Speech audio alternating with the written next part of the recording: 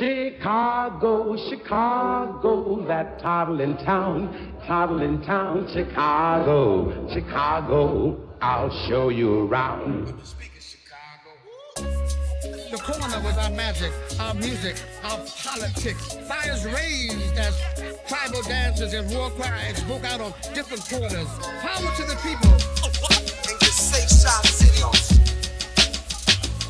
If you don't know by now, I'm talking about Chi-Town. In the safe shop city.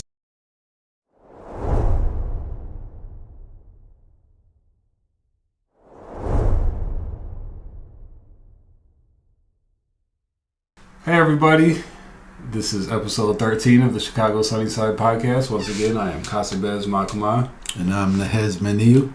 And we're happy to bring you the conclusion of our series on health. It's been a wonderful series. It's been a wonderful fasting period. For those of you who don't know, Kasabez and I were participating in the world's oldest spiritual fast, at least documented spiritual fast, coming from the Kemetic temples, or the temple culture of the Nile Valley that has migrated to the Niger Valley and throughout traditional Africa.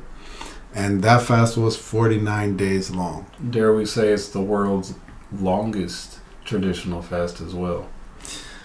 It's interesting because that fast, being the oldest, you can see many similarities with the newer religious fasts, the newer spiritual fasts. For example, Islam does Ramadan, and Ramadan is a fast that lasts for 30 days, a full month.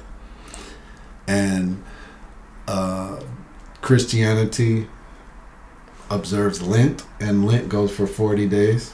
This fast goes for 49 days, but there's a 40-day period between when the significant event occurs and when the fast for the general public starts. So that 40 days is very important. And you can see that 40 days reflected in the Lent season. But this fast is 49 days because the day of the event, when the general public fasts, those in the temples don't fast because of the ceremonies that we have to do on that day. And then 40 days later, the general public will start a fast again that will go for 10 days.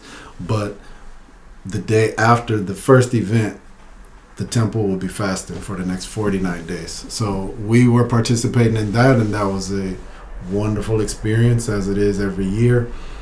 But in this particular year, and with us having started the Chicago Sunnyside podcast and coming to you weekly, bi-weekly. As often as we can. As often as we can. There you go.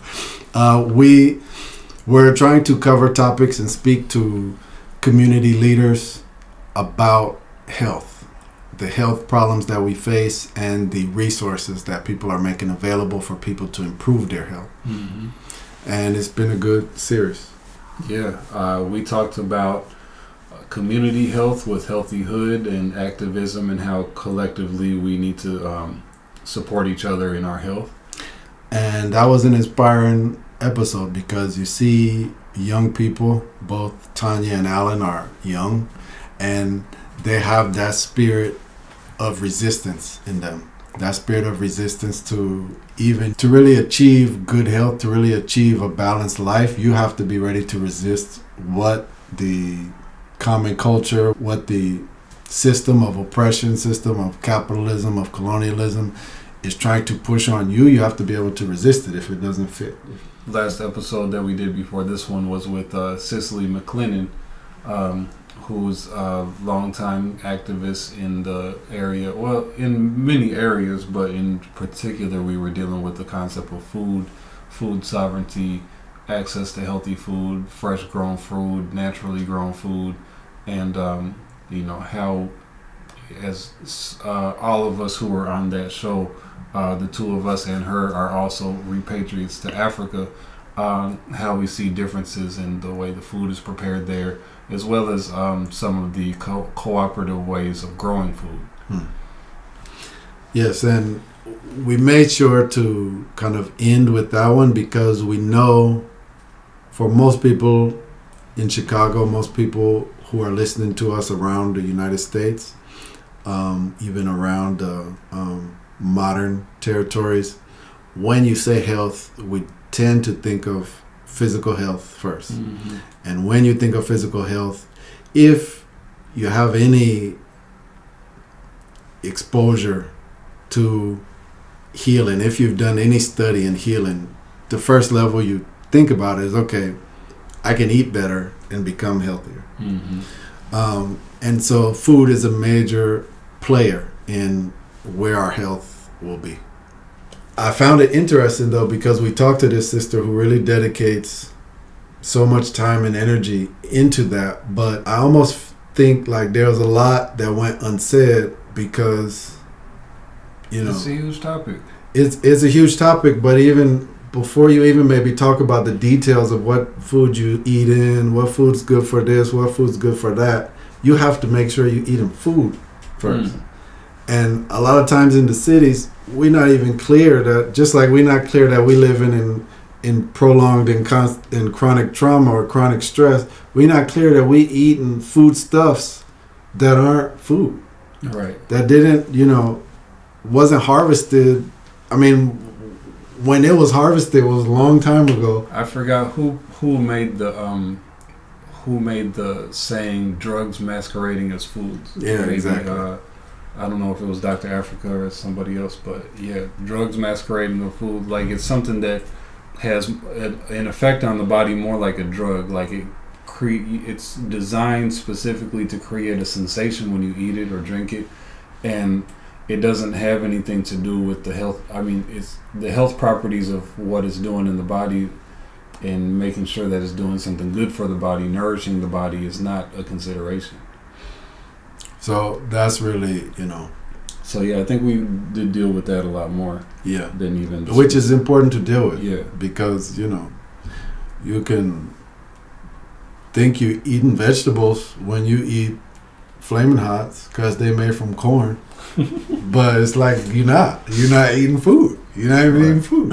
just like the pill that you take, aspirin or Tylenol or something, may have originally come from a plant, but there's no semblance of a plant left in it when you take it. Right. And so that was a very inspiring sister. I talked about that already in the episode. You know, shout out to Cicely. Look forward to seeing you again soon. But that notion of physical health, we didn't really, as I'm saying, we didn't really get into a lot of details. We didn't really get into a lot of the diseases that our people are struggling with here. We didn't really get into, you know, she had mentioned some numbers, like 60% of children have metabolic disorders. That means disorders in the body of how the body even processes foods, because the body doesn't know how to process foods because it's not food. You've been giving it things that aren't food. I mean, the body's a natural organism, and then you're putting something in it every time. And, you know, not just every once in a while, but pretty much 90% of what we eat is something that's not natural. Even the fresh fruits and vegetables we get at the store, you know, you don't know if it's GMO. You don't know what kind of pesticides they put on it. You don't know any of the details of how that food arrives at your table. They hybridize seeds. You know, a lot of times I remember thinking that limes are not supposed to have seeds until I got to Merita and had lime with seeds, and it's full of seeds. It's like half the thing is seeds. And that's because you were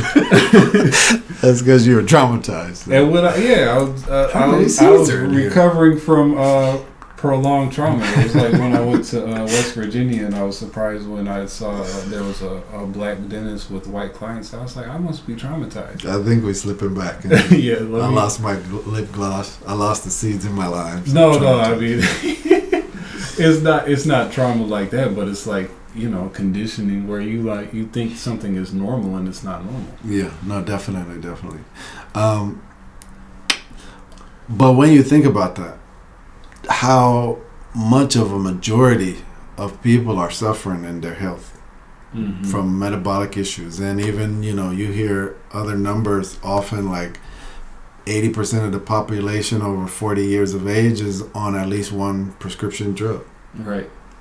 What are we doing? Like, I don't even know if it's almost like, shouldn't we start grading health on a curve because everybody's losing, everybody's failing. Right, that's crazy. But we didn't talk about the details, like what are we really dealing with? How many people in our families in arm's reach have diabetes, have hypertension, have cancerous issues? And she mentioned cancer clusters, but she didn't really go into it.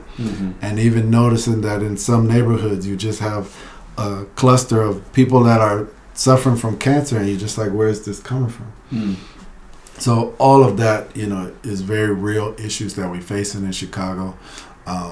But sure, everywhere. I only say Chicago because it's Chicago, Sunnyside. But yeah, everywhere, even around the world, especially as the modern diet comes to different places around the world, and is even seen as the diet of the upper class or the diet of luxury or privilege. And it's almost like a self-sabotage. It's like human beings in a self-sabotage. I mean, it's the scary part is like, when it comes to cancer clusters in particular, and some of the other issues that we may be dealing with, mental issues or behavioral issues or psychological or memory problems and things of that nature. We don't really know what all that's coming from, because we know there's problems in the diet, even the denatured, the food that comes from the denatured seeds that's sprayed with pesticides, then harvested, and then probably sits in a refrigerator for a month before it even gets to your grocery store. And then that's if it makes it to the grocery store, because a lot of the stuff that we eat is processed in a factory first into some other type of thing, and then it's shipped to the grocery store as a product that's prepackaged. We're dealing with that, but then we're dealing with stuff like frequencies. I heard a lot around the time the pandemic was coming out, when they were rolling out the pandemic protocol. There was a big thing about 5G rollout at the same time, and even people were saying, "Oh, the 5G is causing whatever," and even the diseases that the pandemic itself. We don't know. I'm just saying that all of this technology is coming out, and we know that it has an effect on the body. We know that it has an effect on the health, but we don't know to what extent, and we don't know the long-term consequences and effects of different technologies that we're using.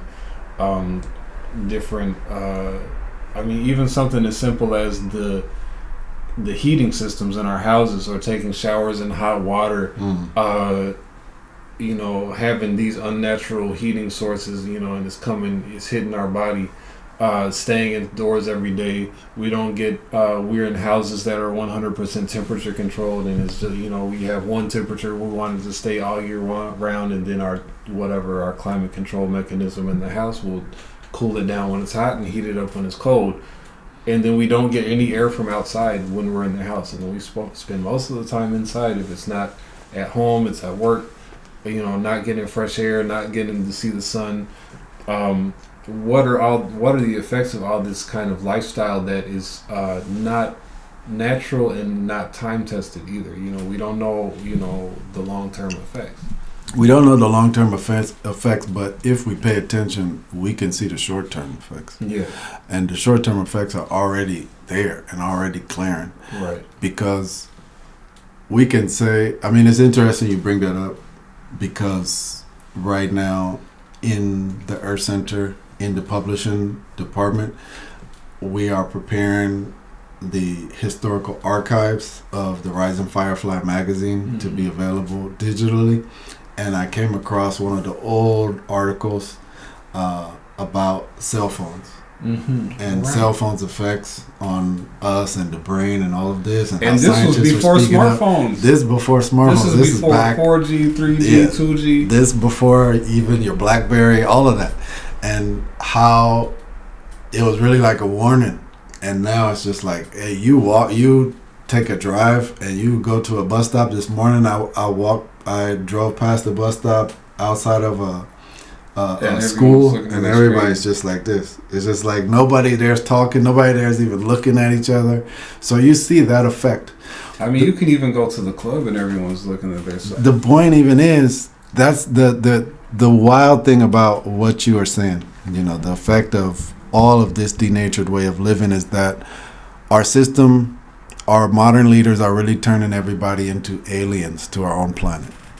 And that's what we have to understand. If you become an alien to your planet, that means you don't know how to live there, and you're no longer in harmony with the planet. But it's your planet. Like way past that. But it's your planet. So now we all have been alienated from our planet and the order and the harmony that our planet keeps.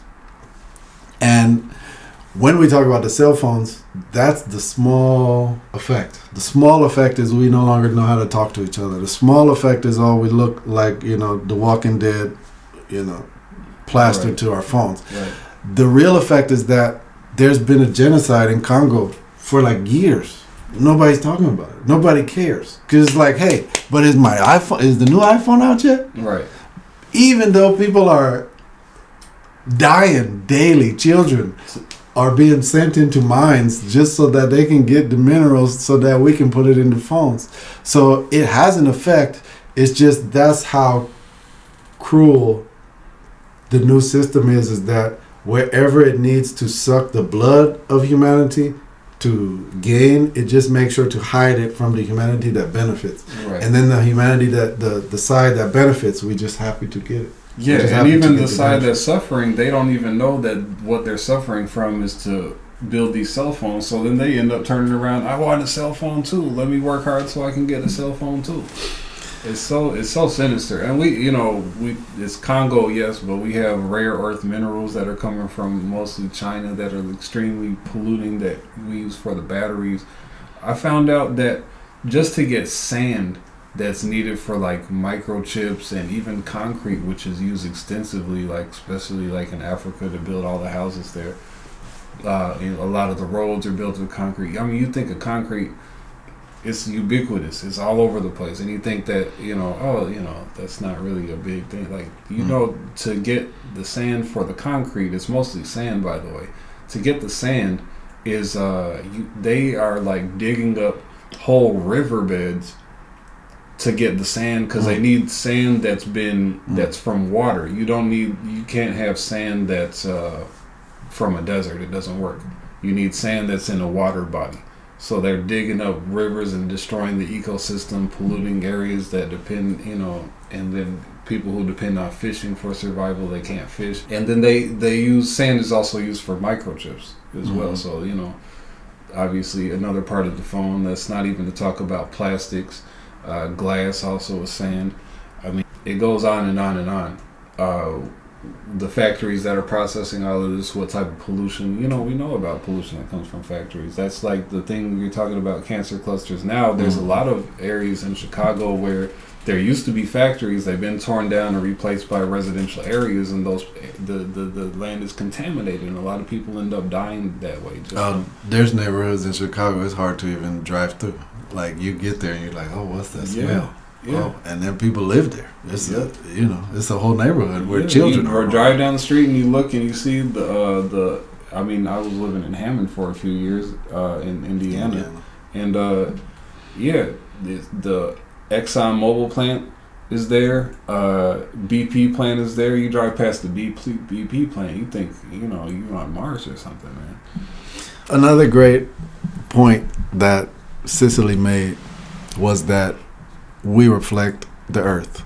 As human beings, we reflect the earth. As human beings, we're extensions of the earth. So, however denatured we are, however unhealthy we are, we will see us doing the same thing to earth, and we will see earth suffering for it. We will see at least, the level of earth, the layer of earth that we can see.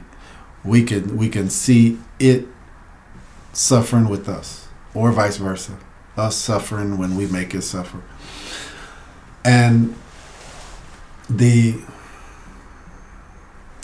important point in that in bringing that back up is that I don't want us in now talking about Congo, talking about how we ruining the earth with our own desires, our own insatiable hungers.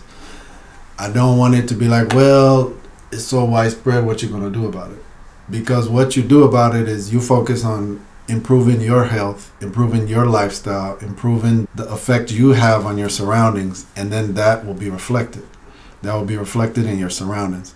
And so even with what we're talking about now, with how denatured we are made to live, there are ways that we can start to slowly change that. And there are ways that we can start to repair our health. It's true, a lot of people don't even think about the fact that if you live inside all day, what that does to your brain.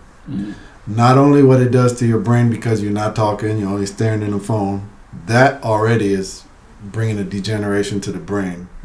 Even nowadays, think about how many times you started to talk and then you're just like, how come I can't find a word? How come I don't know what to say? How come, it's almost like we forgot how to talk because the pandemic came, everybody was quarantined to their houses, nobody's socializing anymore, and you see the brain starts degenerating with that. Kids can't even go back to school now. But then also just the waste that the brain has to recycle and rebreathe because you stay inside and you're not outside getting fresh air. And the nutrition deficit that you get because you stay inside and you're not being fed by the sun and you're not harmonizing the rhythms that your body needs. When the sun rises, it needs to feel the sun. It needs to feel that light. We made out of light. As human beings, we made out of light. If you don't allow it to feed off of the light of the sun, then your energy starts sinking, your behavior starts sinking, your mental state starts sinking, and all of that we having those effects on us now because of how we live and how denatured we live. I mean, they even have a word for that, seasonal affective disorder, or SAD, like or as we call it, what is it? Cabin fever, we used to call it back in the day. Yeah, and it's a big thing in winter, and that's why I bring it up because my brother Kasabez and I, we've been working on Costa and the Earth Center for almost 20 years now.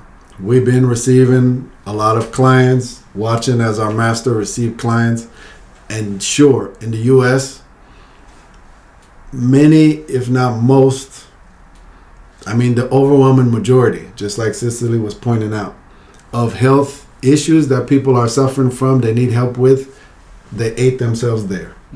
They got there by how they ate and what they chose to eat, and not understanding, diet and how important it was, and natural foods and all of that, just like we talked about.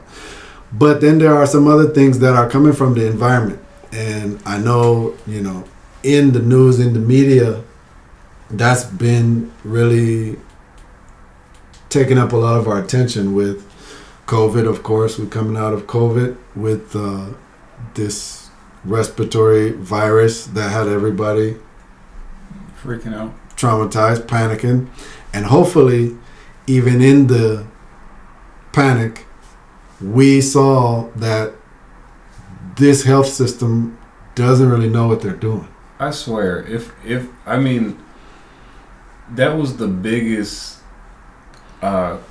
clue into like how inept the modern medical system is, and I don't understand how people are still trusting it the same way. Like, oh, let me follow the science. I believe in the science. That prolonged trauma we talking about, that chronic stress we talking about, it's just like if you live at home with a husband that beats you every day, then you go back to that husband. You're like, oh, I love you. You're so good to me. When you're not beating me, you're so good to me. Yeah. Who else do I know? That's who I know to get my love from. Who else do a lot of people know? That's who they know to go to. Sure, you poisoning me. Sure, you using me like guinea pigs. But who else do I know? Where else would I go? Yeah, it's just kind of sickening. But before we get into that, I wanted to bring up one more point on the environment aspect. I think the carbon footprint and global warming is another big thing that's been talked about a lot. And the whole idea of global warming is this idea that the temperatures are rising globally and that can cause global catastrophes to happen sometime in the future. And that's kind of a topic that's been hotly contested based on, the science of, the proof that is this really going to happen in 50 years, 100 years, whatever. We don't have to wait 50 to 100 years to see that, you've killed all the fish in the river, that, plants cannot grow here, that food grown here is contaminated, that people living here are dying from cancer. Like, we have all that proof already. You don't need to wait and say, is the earth heating up? We don't have to wait for that, because we already see the effects on the local level. That's very, very, very destructive. So when people talk about the carbon footprint, it's a real thing. Like, I don't know if I wouldn't use that term if I was coming up with a term for it, but just try to be not as if, affecting the earth as much. Let's say we have this picture of the skyline here, and we like to talk about how beautiful the skyline is. I remember hearing one time that Master Navo, I think, was he on a plane with you guys? And he was saying that, they were like, it's so beautiful, look at the city from the sky and everything like that. Yeah, that was when we were road tripping. Okay.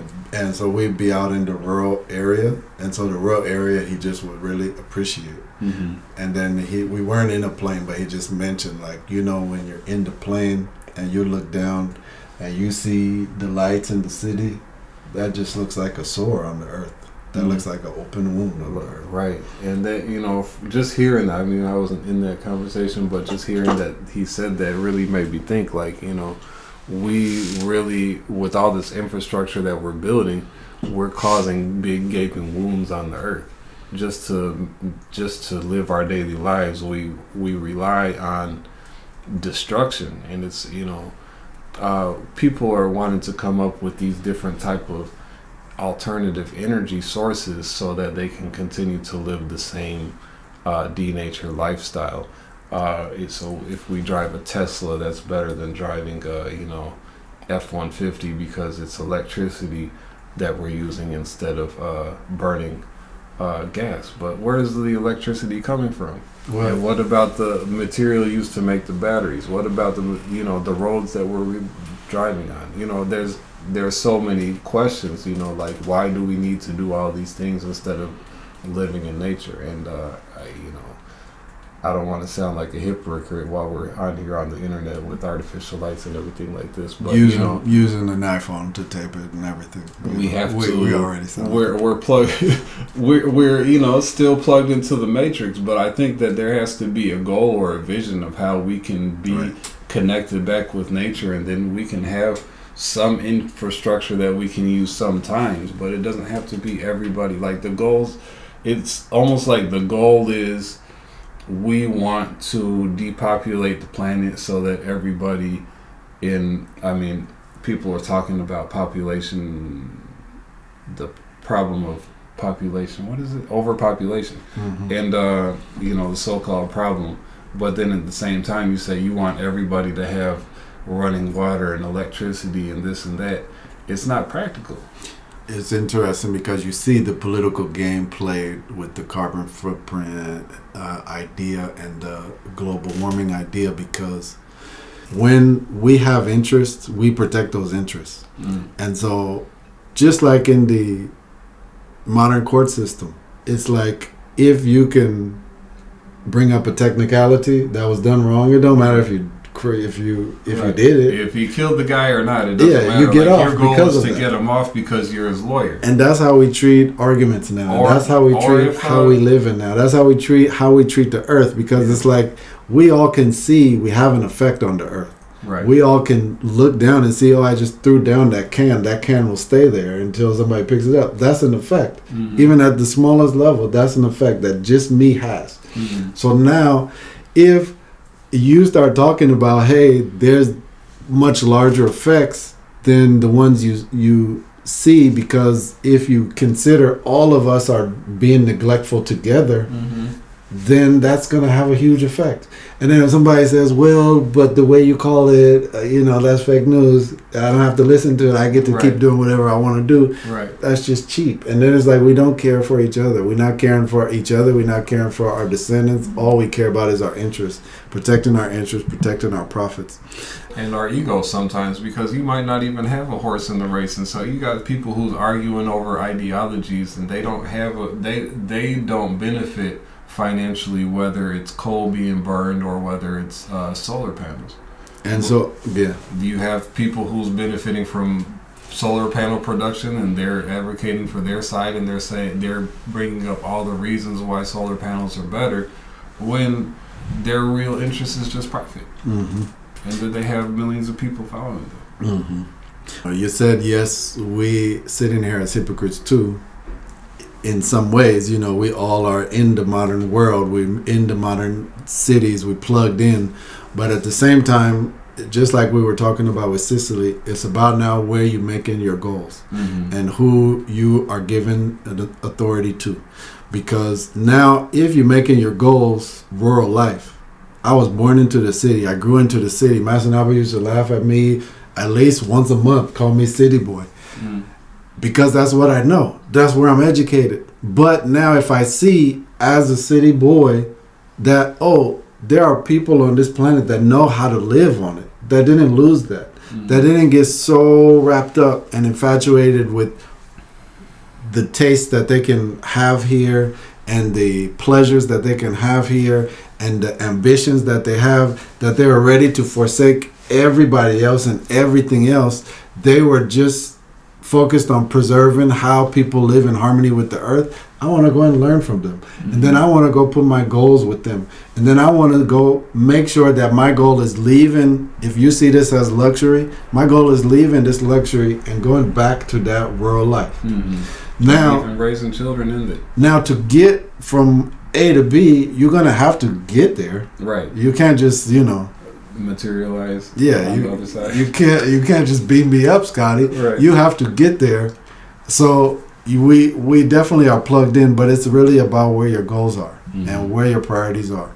And if now you're giving authority to the people that know, and that's the big thing about this whole climate change fiasco, is that our leaders want to continue having summits and big meetings and votes and all of this, when all they have to do is, hey, these people that each of us have on our continent that we've relegated to reservations or to the worst land that we can possibly put them on, and we trying to take away their rights, and we trying to make sure we steal and benefit from all their resources. All we have to do is call them in a place and say, hey, we were wrong. What should we do? You're the ones that know. You did it for your people, your system of government, your holy places. You succeeded in doing it for generations. What should we do? But nobody has the humility to do that. And nobody has the honesty to do that, because now it's like, okay, we need to fix something. We did something wrong. How can I be the one to make money on the next shift? And that's really what it's about. Speaking of which, and I think we do have to get more into talking about health again. But I tried and he pulled me right back. This reminds me towards climate change, a big topic that can have a whole series to itself. Yeah, we should do one. But it reminds me of a series of articles I did. Shout outs to me. It was called Public Enemy Number One. Right after we were talking about ego. Shout outs to me. About humility. Shout outs to me. Hey. Okay, I'm listening. Don't call me a hypocrite. I'm trying to get there, okay?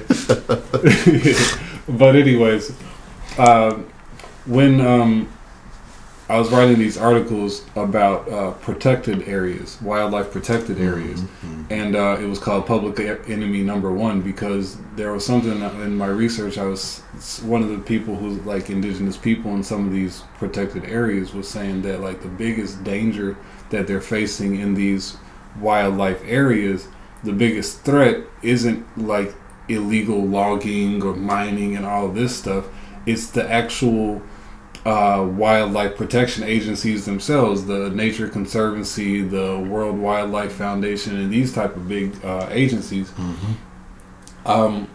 Because what they do is they come to people's land, like they come to people who have been preserving their lands for, since humans have been there.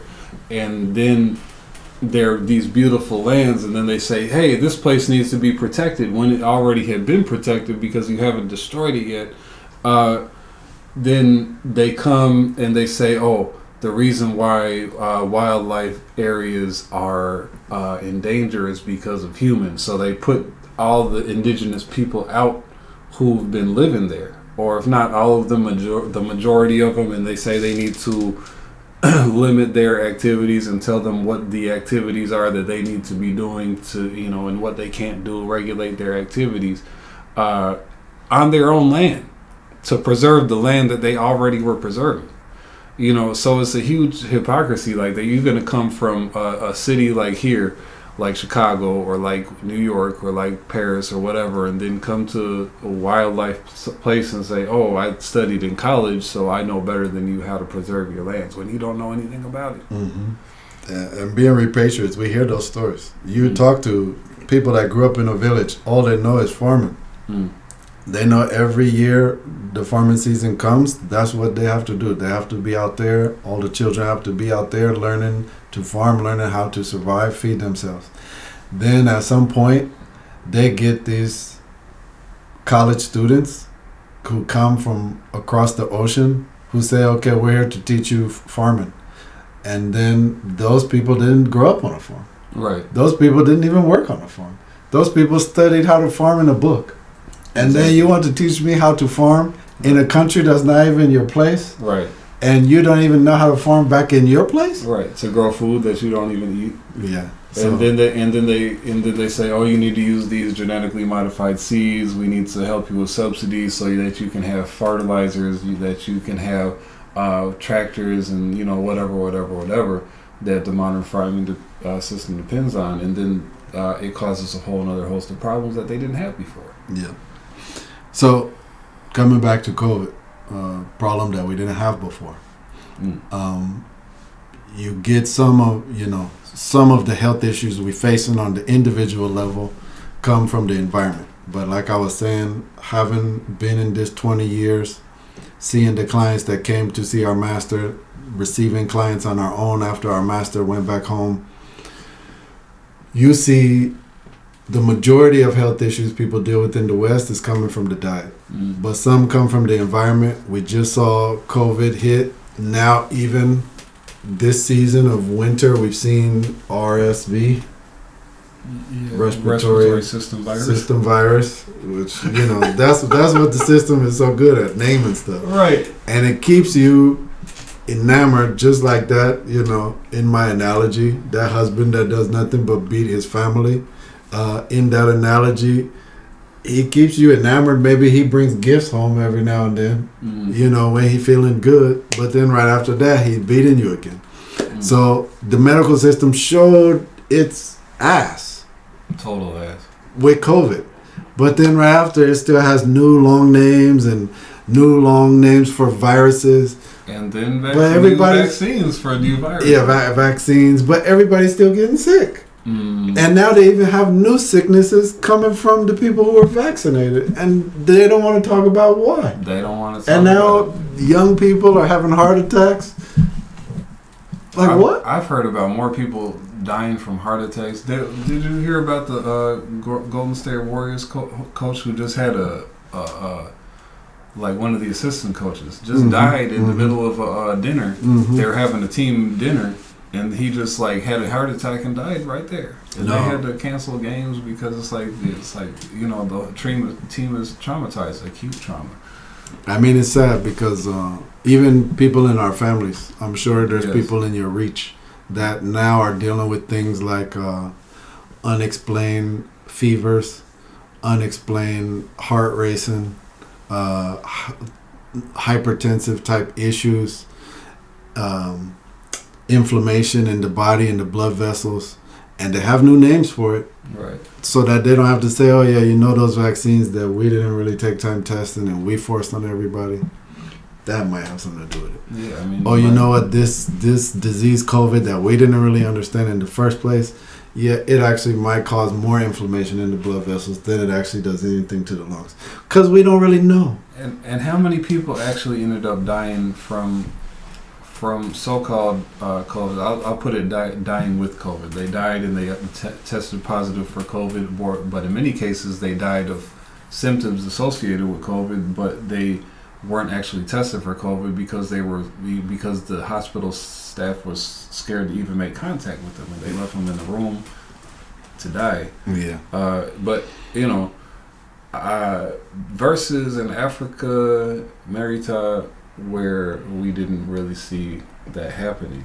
Someone was just asking me the other day, like, how did you guys treat COVID over there in Burkina Faso? I was like, it doesn't exist. It didn't exist, and it still doesn't exist. When COVID was hitting the rest of the world and swallowing US and swallowing UK, Italy, Spain. the only thing we heard about in Burkina were the government officials that spent most of their time in US or UK bringing it back and coming down with it, and then maybe somebody in their family or their workplace also got it. In the city, you don't hear about it. Nothing shuts down in the city because, everybody has to work to eat. You leave the airport and then there's no such thing as masking or social distancing or anything. And then nobody's dying from it, nobody's having symptoms of it, and nobody's asking questions like, why are these people not suffering from it? When even in summertime, people are still dying of COVID in the U.S. But you do hear about it. But you hear about it on the political level. Right. Because they need to sell COVID tests. The politics is still playing the game. And right. It wasn't Burkina where we live, but because Burkina even at one point had come out and was saying it was working with the healers, because the healers already have the recipes to deal with it. And in Burkina, we have the recipes and all of that. It was up front. Other countries, I'm not going to name because I'm not entering the political game, but other countries even were claiming they had more people dead from it than they actually did. Any death they can register as a COVID death, and now they get more money from France. They get more money from whoever is their colonial power that they're linked to now do more testing and bring in more vaccines and all of that. And so to keep that supply coming, they have to report, oh, these people got it. And that was sad to see because it's like, it's not over here. People are suffering from it. Because it was a hustle. Like you have to spend, $50 every time you have to go in or out of the country to get a COVID test. Sometimes you got to get two.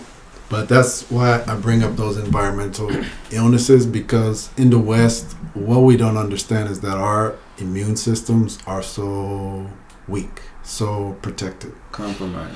I was explaining the other day to some people that by the age of 2, a baby growing up in the village, probably had malaria 20 times, probably had to deal with natural illnesses, and then be bathed in herbs, be given herbal treatments, and their body learned together with nature how to overcome those illnesses. Where by the age of 2, the baby has so much as a sniffle. You're forcing antibiotics on it.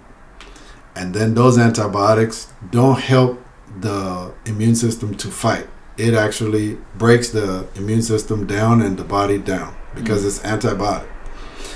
Anti-life is attacking the body. So we really, just to make that point and come back to the same overarching point, is that we just walk in with leaders that don't know what they're doing. We walk in behind leaders in the medical field that don't know what they're doing. While they don't know what they're doing, while they're bumbling and groping for which way they're going to go, how they're going to fix this issue, how they're going to solve this problem, how they're going to make money off of this problem, not even solve this problem, we're busy fighting on how come we can't get it for free? How come we can't get the poison they give us for free? How come we can't get the low quality service they bring us for free? And don't misunderstand me. I'm talking about a system. In any system, people are people. There are going to be doctors and surgeons and nurses out there that want to be very good at their work. They want to study. They want to do all of that. They want to help people. They want to help people. Fine, that's great. And courage and power to all of them. And what you'll even notice is that when you have a doctor like that or a nurse like that, they usually encourage you away from just taking more medication, because they know the flag they're under, the system they work with, where they were educated, that place is only about profits and death. It's just the system. We can't change the system as an individual. I mean, during COVID times, there was cheap, over-the-counter, generically produced medications that have been used for decades, over 50 years, and they say, hey, these can help mitigate the symptoms of COVID, and they said, don't use these because they're not tested. Then they give you a vaccine that's not tested. Then they give you other new drugs that are not tested, that are killing people, that are causing major side effects. And, they're having protocols in the hospital where doctors and nurses are not allowed contact with patients. They're not allowed to, I had a friend who worked at a hospital. And she got COVID working in the hospital, as you can expect she would. They sent her home. They said, don't do anything. They didn't give her any not a single remedy to take. Not cough syrup, not Tylenol. I'm saying nothing. They said, we don't know what this is. When you can clearly see the symptoms of how the body's reacting, it's causing mucus production, it's causing fevers, it's causing all these different things that we know already, that we deal with every single year. And it's like we act like, oh, this is a new virus, we don't know what it is. When did we ever in history test, before we took some cough medicine, which kind of virus we have? Even if cough medicine isn't the best thing to take, I'm not saying it is, but I'm saying, when did we ever test what kind of virus we have if we have a fever before we take something to reduce the fever? When did we ever do that? Now suddenly we have a whole different way of dealing with our health. I swear, probably 90% of the deaths, look, I'm not a scientist. Okay. Yeah, see, that's the thing. You gotta slow down on the way you talk, or else the people that's sitting at home are gonna be like, "That's wrong." I'm gonna say like this. Okay, I would say that there's a high percentage of people who died just because of the way the hospitals were functioning. That's not saying anything. Versus, it would have been better, just like my friend, just to have done nothing, or just done what you usually do, instead of going and panicking and going to the hospital. Oh my God, and then you think you're dying, so your heart rate's up, you're breathing fast, so your oxygen levels are down. You got a mask on. Oh, that's the other thing. My grandma went to the hospital because she had they had found cancer on her, and it kind of came out of nowhere. Who knows whether it had something to do with the booster shot she got a month or so earlier, but anyway, don't imply things like that, because they're gonna take our video down. I didn't say it, YouTube, and he didn't mean it. Yeah.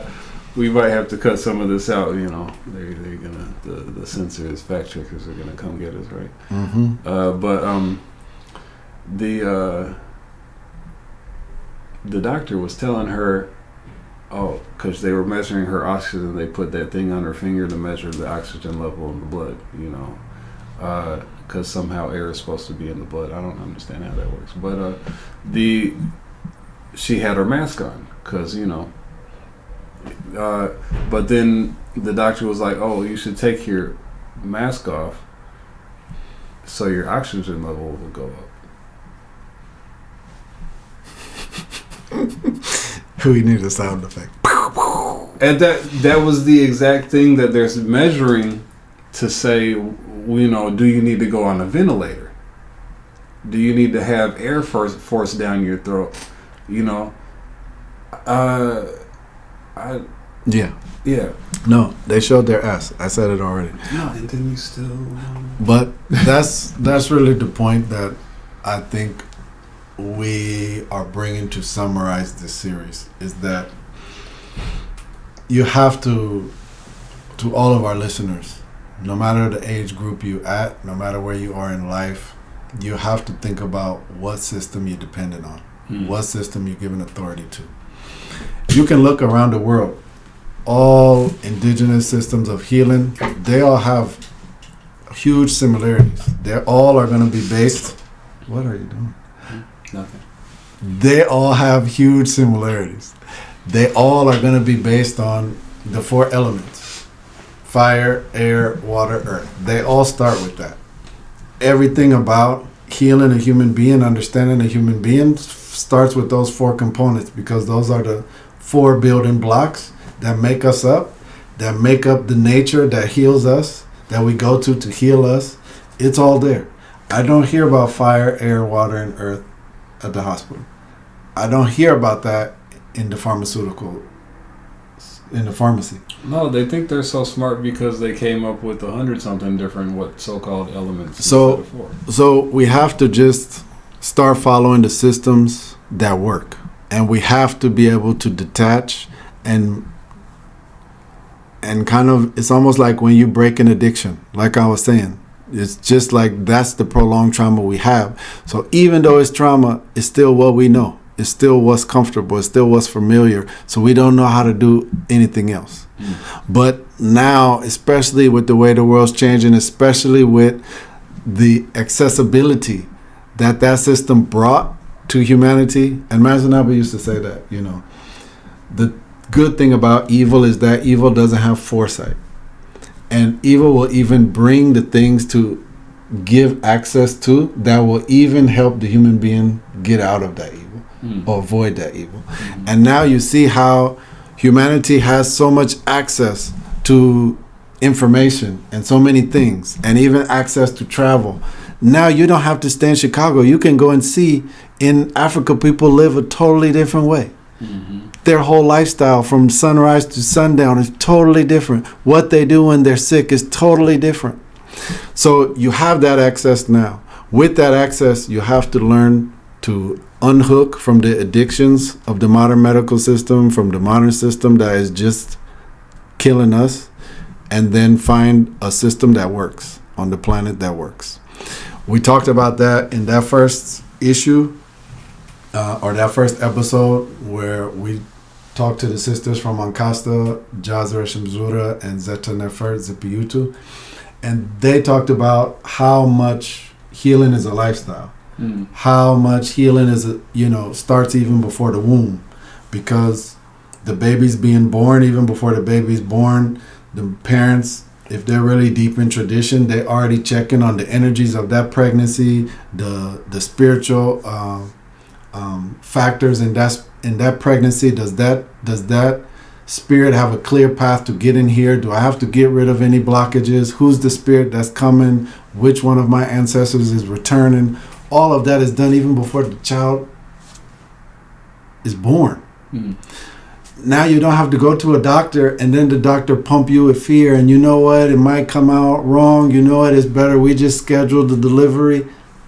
For generations we didn't have C-sections or scheduled deliveries. Why would we need them now? It's just so that it can line your pocket. So understand that it's about choosing another system. You're not missing anything because you don't have health care from this system. That's just a trap. You're not missing anything because you don't understand the names that the system is given to diseases they don't know how to cure. What do I care what name you use if you don't know how to fix it? Right. I would rather you're doing the so-called fix it is making it worse. I'd rather just listen to somebody who I don't even know what language they speak. If they can fix it, I'd rather have that. Right. Don't tell Simple. me anything. Just give me a Yeah. tea. Just give me the tea and fix it. And I'm done. We're done here. Thank you. So that's, for our listeners trapped in the modern world, trapped in the modern paradigm, understand that there is something better out there. But this system has many faces. The system has many faces, and though you might be able to look at some faces and see, wow, that's a scary face. The prison industrial complex, that's scary. The underground drug, system, that's scary. You mean they lead wars in other places just to get resources that can make drugs and then sell them back here? That's scary. But the modern medical system is the same monster. It's just a different side with a different face. Because everything it's doing is just for profit. It's just for gain, and at the expense of the individual, the individual's health, the individual's life, the individual's family. And I wouldn't say that gain is the only thing that they're after in terms of profit, but they also, if you look at the way that the system functions, to kind of break you down so that when the system is done with you, you're on, when you reach the age of retirement where you can so-called go and enjoy life, you're supposed to be already so sick that you're not going to be able to live long and spend that pension that you spent your money, you spend your Social Security that been paying into every check. You're not supposed to be able to spend that. So, it's money that not only the medical system itself, but probably the whole system is the whole governmental agency is benefiting from. Then, the whole consequence of not having elders, that we throw our elders in a nursing home because their prostate is gone, they can't hold their pee, and you don't want to be changing their diapers, so you put them in the nursing home. The prostate is gone because you took them to the medical system that cut it out. The prostate is gone. I mean, it's either gone, actually gone, or it's gone as in it's not functioning because of basically modern health incompetence and how they don't know how to take care. I mean, prostate, just the ability to hold your pee has to go for 80% of men. Like, why? Yeah, but aside from the prostate thing, which will bring in a whole other conversation, or the dementia, it's just about the system diversifying its income streams. What did Wu-Tang say on Chappelle's show? Diversify your investments. Bong bong. I don't remember, but yeah. So we have to just understand that this system isn't here for the benefit of human beings. It's here for maybe the benefit of trade, but even the way that's presented to us, free trade is not the way it is. But that's a whole nother series of episodes. Yeah, but what I would say though is if you're looking into possibly investing yourself in alternative, I don't even like that word alternative. Like that's what it's alternative. We call it alternative now because the system has done such a gangster job of making sure that they criminalize every other form of healthcare. But that's why I don't like alternative, because alternative puts everything on the same level. And alternative health, of somebody that wrote a book because they thought they had a bright idea, or read a book and interpreted it a certain way and then wants to run with that and tell people they know how to take care of their health, versus traditions that stand on generations of knowledge and generations of recipes and proof as to how they take care of the people and their health and their society. Those two things aren't on the same level. Right. And yet they're both identified as alternative healing. Right. Well, alternative is just a subjective term. It's alternative to you because the main thing you go to is the modern system. So anything that's not the modern system will be considered an alternative. And you don't know one thing for another. So maybe for you, it's all on the same level. But if you think about it, there's got to be a difference between the one that has thousands of years of history versus the one that someone just came up with last year and wrote a book and it's all experimental. So, for sure you want to do your research, but if you're looking into doing something that's coming from tradition, as my brother's saying, just come with the open mind, because you want to understand that the reason why it's traditional and it's not modern is because it functions a totally different way. So many of the things that it's built on are things, methods that are criminalized, marginalized, or demonized by the modern system that science will tell you, oh, this is unscientific. They'll tell you that this is unsafe, this is unhygienic, this is whatever. When the success rate of healing for the what you consider to be the alternative or the traditional side might be much better, but you won't go for it because it doesn't make you feel the same way. It makes you uncomfortable because it's different than what you're used to and what you're growing up with your whole life. In order to get better results than what we're used to getting, we have to do what we're not used to doing. And so to do what we're not used to doing is uncomfortable, maybe even scary, but it's what's necessary. So you have to be ready to challenge yourself and overcome those fears and those habits and discomforts and prejudgments or whatever you have inside yourself that would be the reason to stop you. Well, even success rates, statistics is just another trap, because to have a traditional healer in the modern system, in a modern city, then to try to pull numbers and success rates from that traditional healer, it's going to be difficult, because the clients that traditional healer sees will probably 80% of them will be addicted to modern medicine. So they're only dabbling with him or her. And they only give them 40, that client will give that healer 40, 50% of his attention and his time and his dedication, because he will still really be relying on the monster he knows, the devil he knows, right? Now, then that healer will maybe fight and try to improve that person's health, save that person's life. They may make progress, but maybe that person's family will overpower that person and then talk them out of, hey, why are you doing alternative stuff? Come back to the hospital. And then that healer ends up losing that client. Or maybe the person just has a setback and they get scared and run back to the hospital. So that even is another, is another trap. And that's what the sisters from Acosta were making the point. It's a lifestyle. It starts from the beginning. But when I was saying the message to whoever's listening, at whatever age you are, it's about being in point A and trying to be where you set your goals. If your goals are in point B, you have to walk there with that being your goal. If you claim it's your goal, but really your goal is to stay in A, it's not your goal. And then you're not gonna have success. Just like any goal that you claim you have, but you don't really act like you have. So understand, it's just a fact. Tradition heals. That's why it's tradition.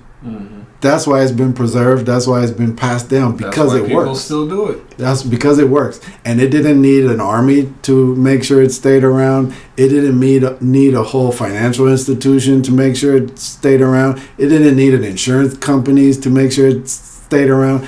It didn't need political games to make sure it stayed around. It stayed around because it worked.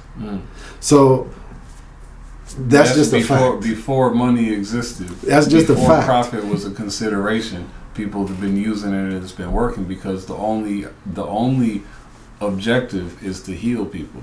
Meaning cure. Like, that's a word we don't even like to use nowadays, because it's like, what does the modern system even cure? It doesn't. Because they don't have an interest in curing. They want to keep you dependent on whatever their medication is, well enough to work, sick enough to keep buying medicine, or drugs as we call it. But in traditions, the only objective is healing and curing disease, or, more importantly, preventing it from happening in the first place. Right.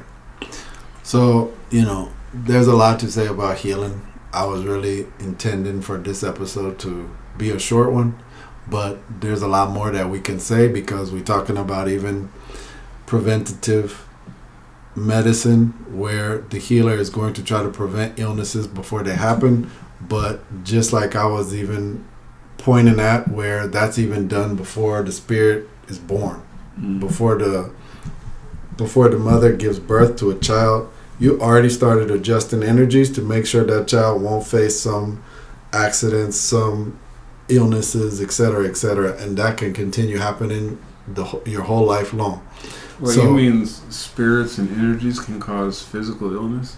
Yes, I mean all of that. Oh. So, there's a lot more we can go into, but this episode has been very valuable to us. hopefully the listeners got a lot from it. And to close, hopefully the listeners just understand that it's tradition that heals. You have to find a tradition you can walk behind that you know isn't trying to take advantage of you, isn't trying to vampire you. I mean, literally, like, I don't go to the hospital, neither does my family, you know, my kids. Like, we go with tradition. Tradition is our mainstream. And then if the traditional option is not available, that's when I look for an alternative. And that alternative might be any number of things. But, you know, there's a difference between dipping your foot in the water and getting your foot wet versus jumping in the water. You know, you have to get in the water. We even have a saying that ancestors always bring at our temples that, you know, you go to the river. If you go to the river, your whole body has to get wet to prove that you went to the river. You don't just go to the water and then you don't get in the water. You don't, you know, if you call yourself bathing in the water and then you stand on the side of the river scooping with a calabash, instead of like just jump in the river, you know. So, you know, that's how you really benefit from the river. So, all right, this has been episode 13, and we're excited for our next episode as well. We'll be bringing our executive director on to talk about the legacy of 25 years of Kebta in the West. So we'll look forward to seeing you next time on Chicago Sunnyside Podcast. Don't forget to hit like and subscribe to this video if you enjoyed it, and share it with your peoples. And don't forget to comment with any health questions you might have that we didn't address. Comment with any health concerns, or even anything that, you know, resonated or spoke to you in any of the episodes. Mm-hmm. Make sure to comment about it, because on that thread we can really start, you know, to get into more information. Comment, y'all. Ask your questions, especially if you have questions. Ask your questions. Feedback we always appreciate as well. See you next time on the sunny side. Peace. Life can be so sweet on the sunny side of the street.